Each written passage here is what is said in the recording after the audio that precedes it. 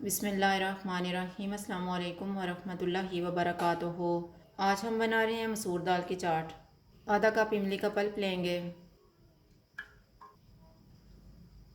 1 teaspoon chaat masala, 1/4 teaspoon कुटी हुई काली मिर्च, हाफ़ टी स्पून काला नमक, 1 टीस्पून चीनी।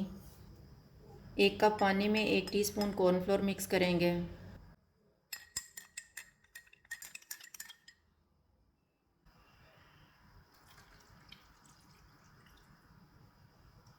चूल्हे को लो टू मीडियम रखेंगे और इसको थिक होने तक पकाएंगे। मैंने इसको 7 मिनट तक पकाया है। अब हम चूल्हा बंद कर देते हैं और इसको ठंडा होने के लिए रख देते हैं। 1 कप साबुत मसूर की दाल डालेंगे। दाल मैंने 1 कप ली थी, इसको 1 घंटा भिगो के रखा था। बाद में इसको नमक डाल के उबाल लिए। उबला हुआ 1 आलू डालेंगे,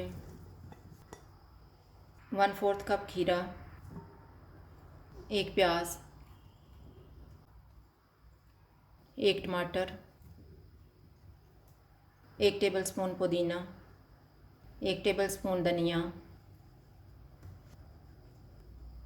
1 सब्ज़ मिर्च। तैयार किया हुआ सॉस डालेंगे और मिक्स कर लेंगे।